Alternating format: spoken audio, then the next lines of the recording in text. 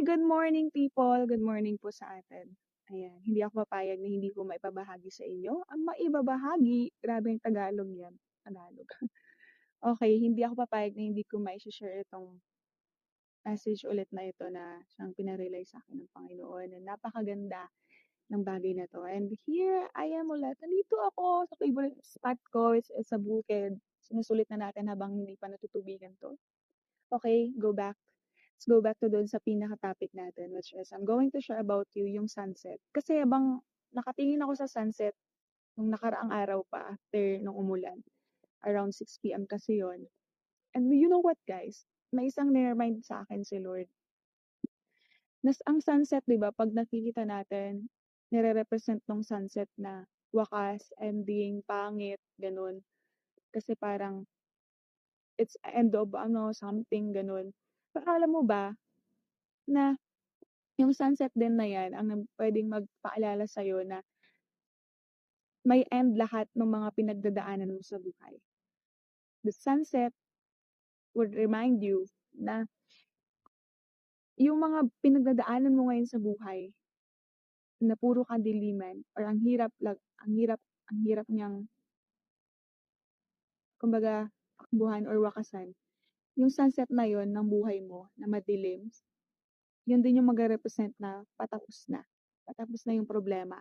Patapos na yung pinagdadaanan mo. And that sunset or pwede din mag-represent na meron pang bukas.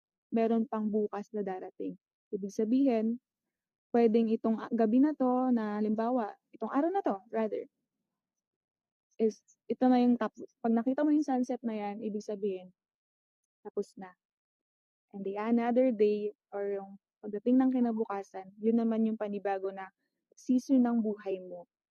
Na, maayos ka na, magaling ka na, matatag ka na, matibay ka na, matapang ka na. Kasi pinatibay ka na ng panahon. And sa alam mo ba, itutugma ko din to doon sa Word ni God, which is yung Psalms. Psalms 30 verse 5, na ang pagluha ay magdamag, pero pagsikat ng araw ay kagalahan. The same with our Lord, with our God, na minsan inaalaw niyang magkaroon tayo ng sunset sa buhay na madilim. As in, pangit. Pag sabi natin, pag sunset kasi ending ng mga bagay or represent na may mga nawala sa buhay natin. Pero alam mo ba, yung sunset din na yun yung magre-remind sa'yo na kapag may sunset na, ibig sabihin, may end yung mga pinagdadaanan mo sa buhay. Na may panibagong chapter at season sa buhay mo na darating para naman doon sa bagay na deserve mo. Which is yung joy, yung peace na inaasam-asam mo. Kaya hindi ibig sabihin na kapag sunset ay hanggang doon na lang yun. Ibig sabihin, pag may sunset, may end yung mga bagay na pinagdadaanan mo ngayon. And may panibagong bukas na ibibigay ang Panginoon. Minsan inaalaw lang ni Lord yung sunset sa buhay natin. Kasi gusto niya na yung point na ubos na tayo bago tayo lumapit sa Kanya. Kasi minsan ganun yung tao ganun tayo. Yung uubusin natin yung lakas natin dun sa mga bagay na sasabihin natin na, Lord, kaya ko to, ako na muna, diyan ka na muna, ganun. Like, sabihin natin na, Lord, ako na muna kasi feeling ko kaya ko naman to hanggang sa maubos tayo. Then, pag ubos na tayo, tsaka lang tayo tatawag sa Lord. Minsan inaalaw din ni Lord yun para ma-realize natin na hindi mo kaya kung wala siya. Hindi mo kaya kung wala ang tulong ng Panginoon. The same with our life ngayon, na ang dami-daming problema, ang dami-daming mga nangyayari sa mundo. Pero alam mo ba na ang sunset pwede mag-represent din na pagtatapos ng problema sa buhay mo.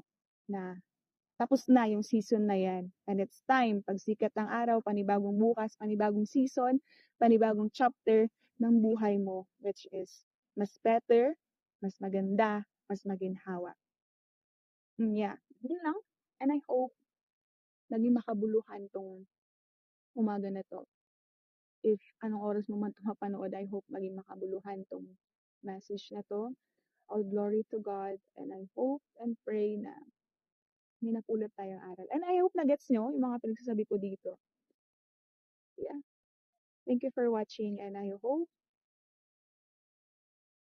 matapos na din yung hindi magandang nangyayari sa buhay. God bless and